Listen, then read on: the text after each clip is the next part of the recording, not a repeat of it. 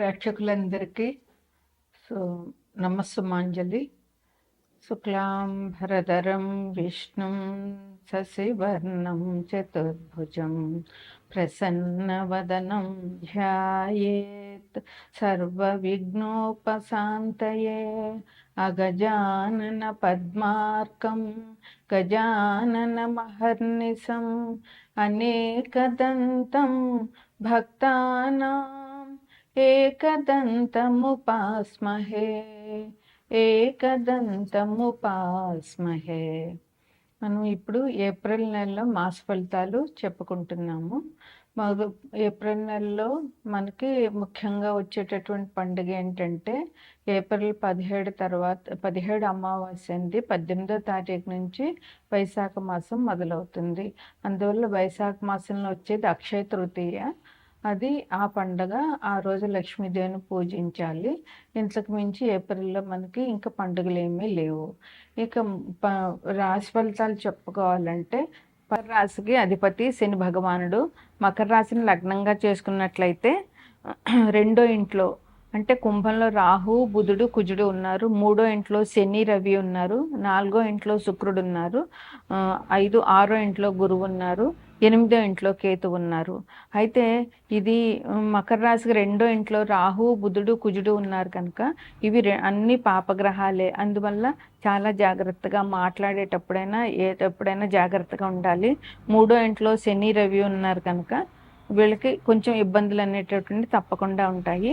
అయితే గ్రహాల సంచారం కూడా మీకు ఎట్లా ఉంటుందంటే ఇది ప్రస్తుతం ఏప్రిల్ 1వ తారీఖున గ్రహ సంచారం. అదే ఏప్రిల్ మధ్యలో మారుతుంది. 15వ తారీఖున రవి ఏమో మీనరాశి నుంచి మేషరాశికి వస్తారు. అట్లాగే రెండో ఇంట్లో అంటే కుంభంలో ఉన్నటువంటి బుధుడు ఏప్రిల్ 11న మీనరాశిలోనికి వస్తారు. మూడో ఇంట్లో ఉన్నటువంటి కుజుడు కుంభం నుండి మీనంలోనికి వస్తారు. అలాగే మేషరాశిలో ఉన్నటువంటి శుక్రుడు మేషరాశి నుంచి వృషభానికి వస్తారు. ఇది గ్రహాల ఏప్రిల్ నెలలో గ్రహాల సంచారం. అయితే గ్రహాలు ఈ అనుకూలం కూడా మీకు బాగుంటుంది. ఎటువంటి ఇబ్బందులు లేకుండా ఈ గ్రహాలు మీకు ఈ నెలలో మీకు అనుకూలంగానే ఉన్నాయన్నమాట. మీరు ఎలా ఉంటుందంటే మీకు ఈ నెల పట్టిందల్లా బంగారం, మీరు మట్టి పట్టుకున్న బంగారం అయిపోయేటట్టుగా ఉంటుందన్నమాట. అంత బాగుంది మీకు ఈ నెలలోనూ. అట్లాగే మీరు ఏ మాట చెప్పినా, మీరు ఎవరికి ఏ సలహా ఇచ్చినా అది బాగా ఫలిస్తుంది. మీ మాటకి ఎదురు చెప్పే వాళ్ళే ఉండరు. మీరు ఏం మాట్లాడినా కూడా ఏం మాట్లాడినా తిడితే ఎవరు ఊరుకోరు అనుకోండి. మంచిగా మాట్లాడడము, మంచి సలహాలు చెప్పడము, 10 మంది మేలు కోరేటట్టుగా మాట్లాడినట్లయితే మీకు మంచి పేరు ప్రతిష్టలు గౌరవం పెరుగుతుందన్నమాట. అట్లాగే మీకు మాటలతోటి ఎదుటివాడి చేత పని చేయించుకోగలిగే సులువు మార్గాలు మీకు బాగా తెలుసు. అందువల్ల మాటలతో వాడిని చక్కగా మంచి మాటల్లో చెప్పి ఎదుటి మనిషి చేత పని చేయించేసుకోగలిగే కెపాసిటీ మీకు ఉంది. అది కూడా మీరు బాగా ఉపయోగించుకుంటారు ఈ నెలలోనూ. ఇంకా ఆరోగ్యం విషయంలో చాలా బాగుంది. ఎటువంటి ఇబ్బందులు లేవు. రావాల్సిన బాకీలు కూడా బాగా వసూలు అవుతాయి. ఎటువంటి ఇబ్బందులు లేకుండా మీకు పాత బాకీలు వచ్చేస్తాయన్నమాట. ఇంకా కోర్టు వ్యవహారాలు ఎప్పటి నుంచో కోర్టు వ్యవహారాలు నడుస్తున్నట్లయితే కనుక వాటిల్లో కూడా మీకు విజయం అనేటటువంటిది ఉంటుంది. ఎవరైతే కొత్తగా ఇల్లు కొనాలని అనుకుంటున్నారో లేదా కొత్తగా ఇల్లు కట్టించుకోవాలని అనుకుంటున్నారో వాళ్ళకి ఇప్పుడు మంచిదే. ఎందుకంటే ఇప్పుడు ఉత్తరాయణ పుణ్యకాలంలోనే ఒడుగులైనా లేదా గృహారంభాలైనా చేస్తారు కనుక మీరు ఇప్పుడు గృహ నిర్మాణం ప్రారంభించడానికి మంచి అనుకూలమైన సమయం ఈ నెల. అందుకని మీరు మీ జాతకం ప్రకారం చూపించుకుని ఈ నెలలో ఎవరైతే కొత్త ఇల్లు కట్టుతాం అనుకుంటున్నారో అలాంటి వాళ్ళు ఈ నెలలో మీరు గృహ శంకుస్థాపన చేయడం చాలా మంచిదన్నమాట. ఇంక మీకు మంచి లాభాలు, ఏ రకమైన వ్యాపారం చేస్తున్నా, ఏ రకమైన వృత్తి వ్యాపారాలు చేస్తున్నా మీకు మంచి లాభాలు ఉంటాయి. మంచి సంపద కూడా పెరుగుతుందన్నమాట. బిజినెస్ పెరిగినప్పుడు ఆటోమేటిక్గా డబ్బు పెరుగుతుంది కదా, అందుకని డబ్బు పెరిగి సంపదలు పెరుగుతాయి అన్నమాట.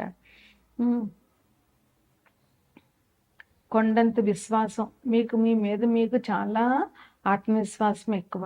నేను ఏ పనైనా చేయగలను, చేయగలిగే సత్తా నాకుంది, ఆ కెపాసిటీ నాకుంది అనేటువంటి ఆత్మవిశ్వాసం మీకుంటుంది. అట్లాగే మీకు అంత శక్తి కూడా ఉంది. అందువల్ల ఈ 2 ఉపయోగించుకుని మీరు ఎలాంటి పనినైనా కూడా చేయగలుగుతారనమాట. ఈ నెలంతా కూడా మీరు చాలా హ్యాపీగా, చాలా ఉత్సాహంగా, ఉల్లాసంగా, సంతోషంగా గడుపుతారనమాట. విద్యార్థులకి సబ్జెక్టుల మీద మంచి ఏకాగ్రత ఉంటుంది.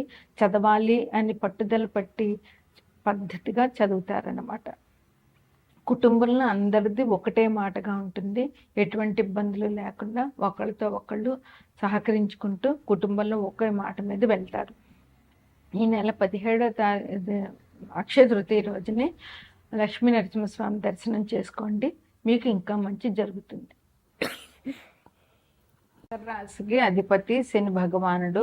మకర రాశిని లగ్నంగా చేసుకున్నట్లయితే 2వ ఇంట్లో అంటే కుంభంలో రాహు, బుధుడు, కుజుడు ఉన్నారు. 3వ ఇంట్లో శని, రవి ఉన్నారు. 4వ ఇంట్లో శుక్రుడు ఉన్నారు. 5, 6వ ఇంట్లో గురువు ఉన్నారు. 8వ ఇంట్లో కేతు ఉన్నారు.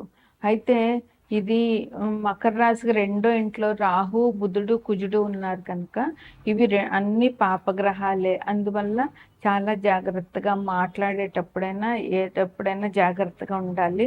3వ ఇంట్లో శని, రవి ఉన్నారు కనుక వీళ్ళకి కొంచెం ఇబ్బందులు అనేటటువంటి తప్పకుండా ఉంటాయి.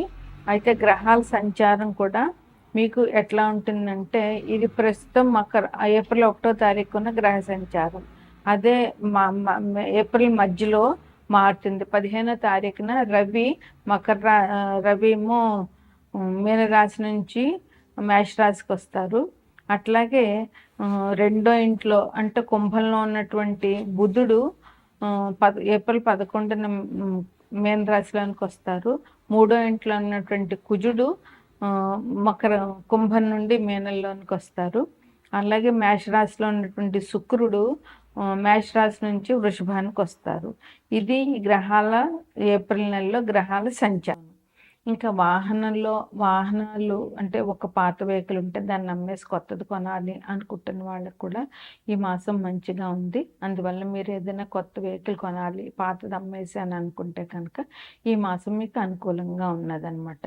అట్లాగే ఉద్యోగస్తులు చెప్పాను ఇందాకనే ప్రమోషన్తో కూడినటువంటి మార్పులు ఉంటాయి. అంటే మీ ప్రమోషన్తో మిమ్మల్ని డిప్యుటేషన్ మీద పంపించడము, ప్రమోషన్ తోటి మిమ్మల్ని ట్రాన్స్ఫర్ చేయడము, ఇట్లాంటివంటి బదిలీలు ఉంటే మీరు ఆనందంగా వెళ్ళొచ్చు. మంచి జరుగుతుంది మీకు దానివల్ల. ఇంకా బంధుమిత్రులను కలవడము, వాళ్ళతో చాలా ఆనందంగా ఆరోగ్యంగా గడపడము, వాళ్ళతో సుఖ సంతోషాలతో ఉండడం వల్ల కుటుంబ సభ్యులందరూ కూడా హ్యాపీగా ఉంటారనమాట.